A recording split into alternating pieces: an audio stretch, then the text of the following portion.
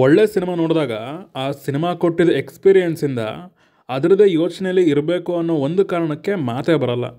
ಕೆಟ್ಟ ಸಿನಿಮಾ ನೋಡಿದಾಗ ಥೂ ಹೋಗು ಗುರು, ಏನು ಮಾತಾಡ್ತೀಯ ಈ ಸಿನಿಮಾ ಬಗ್ಗೆ, ಸುಮ್ಮನೆ ಟೈಮ್ ವೇಸ್ಟ್ ಅಂತ ಅನಿಸ್ಬಿಡುತ್ತೆ. ಎಸ್, ಹಾಯ್ ಹಲೋ ನಮಸ್ಕಾರ. ನೀವು ನೋಡ್ತಾ ಇದ್ದೀರಾ ನನ್ನ ಪ್ರಕಾರ. Game changer, directed by Shankar, ಸ್ಟಾರಿಂಗ್ Ram Charan in lead role. Indian 2 ನೋಡಿದ ಮೇಲೆ ನನಗೆ ಈ ಸಿನಿಮಾ ಮೇಲೆ ಯಾವುದೇ ರೀತಿ ಎಕ್ಸ್ಪೆಕ್ಟೇಷನ್ಸ್ ಇರಲಿಲ್ಲ. ನನಗಂತ ಅಲ್ಲ, ಆಲ್ಮೋಸ್ಟ್ ತುಂಬ ಜನಕ್ಕೆ ಇದೇ ಫೀಲು. ಅದಕ್ಕೆ ಈ ಸಿನಿಮಾದ ಬಜ್ ಕೂಡ ತುಂಬ ಕಮ್ಮಿನೇ ಇದೆ. ನೋಡಿದ್ನಪ್ಪ ಈ ಕಲಾಖಂಡನ. ಬನ್ನಿ ಮಾತಾಡುವ. ಸಿನಿಮಾ ಕೊಟ್ಟಂತಹ ಎಕ್ಸ್ಪೀರಿಯೆನ್ಸ್ ಹೇಗಿತ್ತು, ನನಗೇನು ಇಷ್ಟ ಆಯಿತು, ನನಗೇನು ಕಷ್ಟ ಆಯಿತು ಅಂತೆಲ್ಲ. ಆದರೆ ಅದಕ್ಕಿಂತ ಮುಂಚೆ ಚಾನಲ್ಗೆ ಫಸ್ಟ್ ಟೈಮ್ ಬಂದಿದ್ದರೆ ವೀಡಿಯೋನ ಫುಲ್ ನೋಡಿ, ಇಷ್ಟ ಆದರೆ ಮಾತ್ರ ಸಬ್ಸ್ಕ್ರೈಬ್ ಮಾಡಿಕೊಂಡು ಸಪೋರ್ಟ್ ಮಾಡಿ. ಸಿನಿಮಾದ ಒನ್ ಲೈನ್ ಸ್ಟೋರಿ ವಿಚಾರಕ್ಕೆ ಬಂದರೆ, ಬುಕ್ ಮೈ ಶೋ ಅಲ್ಲಿ ಸಿನಾಪ್ಸಿಸಲ್ಲಿ ಏನೂ ಹಾಕಿಲ್ಲ ಅಂತ ಅಂದಾಗಲೇ ಅರ್ಥ ಮಾಡ್ಕೋಬೇಕಿತ್ತು ನಾನು, ಇಲ್ಲೇನು ಸ್ಟೋರಿ ಇಲ್ಲ ಅಂತ. ಬಟ್ ಸಂಪ್ರದಾಯಕ್ಕೆ ಹೇಳಬೇಕಂತಂದರೆ, ಸ್ಟೂಡೆಂಟಿಂದ IPS ಆಗೋದಕ್ಕೆ, IPSಸಿಂದ IAS ಆಗೋದಕ್ಕೆ ಹೀರೋಯಿನ್ ಕಾರಣ, IASಸಿಂದ ಚೀಫ್ ಎಲೆಕ್ಟ್ರಲ್ ಆಫೀಸರ್ ಆಗೋಕ್ಕೆ ವಿಲನ್ ಕಾರಣ. ಇಷ್ಟೇ. ಇದ್ರ ಮಧ್ಯೆ ಮಿನಿಸ್ಟರ್ಗೂ IAS ಆಫೀಸರ್ಗೂ ಕಿರಿಕು, ಎಲೆಕ್ಷನ್ ಆಟಗಳು, ಪಾರ್ಟಿ ಲೀಡ್ರು, ಇಷ್ಟೇ. ಈ ಫಿಲ್ಮಲ್ಲಿ ಇನ್ನೇನು ಜಾಸ್ತಿ ಏನಿಲ್ಲ. ಸಿನಿಮಾದಲ್ಲಿ ನನಗೆ ಇಷ್ಟ ಆಗಿದ್ದು ಫ್ಲ್ಯಾಶ್ ಬ್ಯಾಕ್ ಎಪಿಸೋಡ್ ಅನ್ಬೋದು. ಕ್ರಿಸ್ಪ್ ಆಗಿದೆ. ರಾಮ್ ಚರಣ್ ಅವರ ಪರ್ಫಾರ್ಮೆನ್ಸ್ ಕೂಡ ತುಂಬ ಚೆನ್ನಾಗಿದೆ ಆ ಎಪಿಸೋಡಲ್ಲಿ.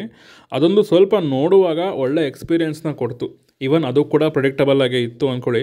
ನೆಕ್ಸ್ಟ್ ಇಲ್ಲಿ ಕೆಲವೊಂದು ವಿಚಾರಗಳನ್ನು ಹೇಳಿದ್ದಾರೆ, like disaster management act, elections ನಡೆಯುವಾಗ ಕೆಲವೊಂದು ನಾಮಿನೇಷನ್ ರೂಲ್ಸ್ಗಳು, DC-ಗೆ ಇರೋ ಲಿಮಿಟೇಷನ್ಸ್ಗಳು, ಇದೆಲ್ಲ ಗೊತ್ತಿಲ್ಲದೆ ಇರೋರಿಗೆ ಹೊಸ ವಿಚಾರ ಅಂತ ಅನಿಸುತ್ತೆ. ಅದು ಸ್ವಲ್ಪ ತಿಳ್ಕೊಂಡಂಗೆ ಆಯಿತು.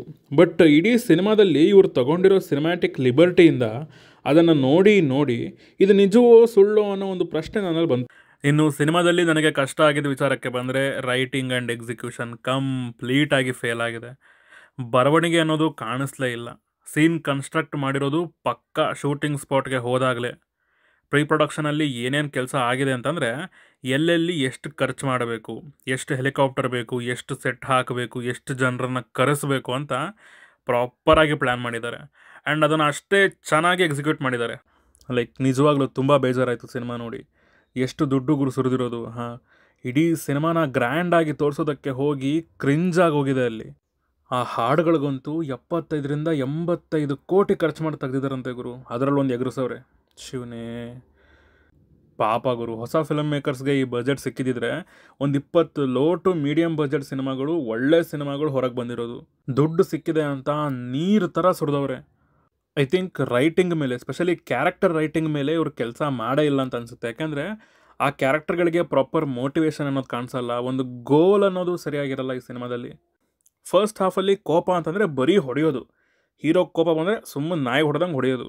ಆಮೇಲೆ ಹೀರೋಯಿನ್ ಇಂಟ್ರೊಡಕ್ಷನ್ನು, ಅದಾದಮೇಲೆ ಒಂದು ಲವ್ ಮೀಟರು, ಆ್ಯಂಗರ್ ಮೀಟರು. ಏನಿದು ಎಷ್ಟು ಸಿಲ್ಲಿ ಅಂತ ಅನಿಸ್ಬಿಡ್ತು ಅಂದರೆ ನನಗೆ ಶಂಕರ್ ಅವ್ರ ಸಿನಿಮಾನ ಇದು ಅಂತ ಅನ್ನಿಸ್ತು ನಿಜವಾಗ್ಲೂ. ಹೀರೋಯಿನ್ ಹೇಳಿದ್ಲು ಅನ್ನೋ ಒಂದು ಕಾರಣಕ್ಕೆ ಹೀರೋ IAS ಆಗ್ತಾನಂತೆ. ಅಲ್ಲ, ಆಗಲಿ, ತಪ್ಪೇನಿಲ್ಲ. ಬಟ್ ಅದನ್ನು ನೋಡೋ ನಮಗೆ ಅವರಿಬ್ಬರು ಲವ್ ಅನ್ನೋದು ಪ್ರಾಪರಾಗಿ ಎಸ್ಟಾಬ್ಲಿಷ್ ಆಗಿರಬೇಕಲ್ವ, ಅದಕ್ಕೆ ನಾವು ಕನೆಕ್ಟ್ ಆಗಿರಬೇಕಲ್ವ.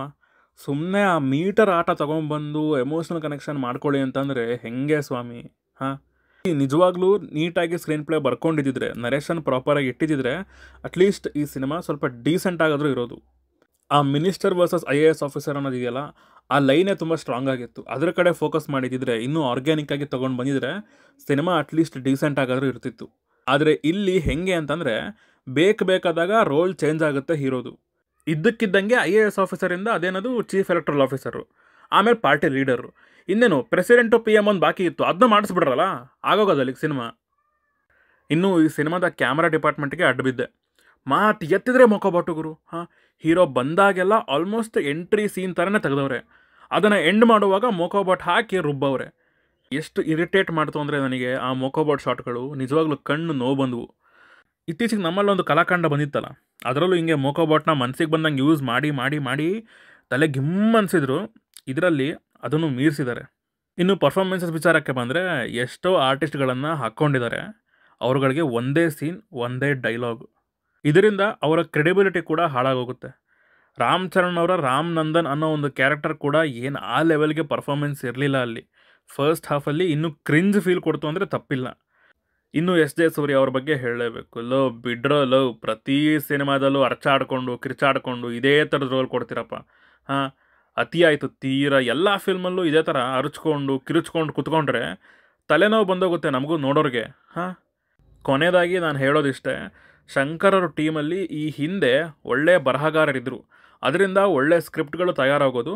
ಇವರು ಮೇಕಿಂಗಲ್ಲಿ ಸ್ಟ್ರಾಂಗ್ ಇದ್ದರು, ಸಿನಿಮಾ ಚೆನ್ನಾಗಿ ಬರ್ತಿತ್ತು. ಈಗ ರೈಟರ್ಸ್ ಇಲ್ಲ, ಮೇಕಿಂಗಲ್ಲಿ ಇವ್ರು ಏನೇ ಆಟ ಆಡೋಕ್ಕೆ ಹೋದರು, ಕೋಟಿಗಟ್ಟಲೆ ಖರ್ಚು ಮಾಡಿದರೂ ಅದು ಉಪಯೋಗ ಇಲ್ಲ. ಅದರಿಂದ ಗೇಮ್ ಚೇಂಜ್ ಆಗಲ್ಲ, ಗೇಮ್ ಓವರ್ ಆಗೋಗುತ್ತೆ. ಇಲ್ಲೂ ಅದೇ ಆಗಿರೋದು. ನಾನು ಹೇಳೋದೇನಂತ ಅಂದರೆ, ಅವ್ರಿಗೆ ಇರೋ ಹೆಸರನ್ನ ಈ ತರಹದ ಕಲಾಕಾಂಡಗಳನ್ನು ಮಾಡಿ ಹಾಳು ಮಾಡ್ಕೊಳ್ಳೋ ಬದಲು ಅವರ ಟೀಮ್ಗೆ ಪ್ರೊಡ್ಯೂಸ್ ಮಾಡಲಿ, ಹೊಸ ಫಿಲ್ಮ್ ಮೇಕರ್ಸ್ಗೆ ಚಾನ್ಸ್ ಆದರೂ ಸಿಗುತ್ತೆ. ಸೊ ಇದಿಷ್ಟು ನನಗೆ ಈ ಗೇಮ್ ಓವರ್ನ ನೋಡಿ ಹೇಳಬೇಕನ್ಸಿದ ವಿಚಾರಗಳು. ನಿಮಗೆ ಈ ಸಿನಿಮಾ ನೋಡಿ ಏನು ಅನ್ನಿಸ್ತು ಅನ್ನೋದನ್ನು ಕೆಳಗಡೆ ಕಮೆಂಟ್ಸಲ್ಲಿ ತಿಳಿಸಿ. ಹಾಗೂ ನೀವು ನಮ್ಮನ್ನು ಇನ್ಸ್ಟಾಗ್ರಾಮಲ್ಲಿ ಫಾಲೋ ಮಾಡ್ಬೋದು ಸಿನಿಮಾದ ಅಪ್ಡೇಟ್ಸ್ಗಾಗಿ. ಸೊ ಸಿಗೋಣ ಮುಂದಿನ ವಿಡಿಯೋದಲ್ಲಿ. ಬಾಯ್.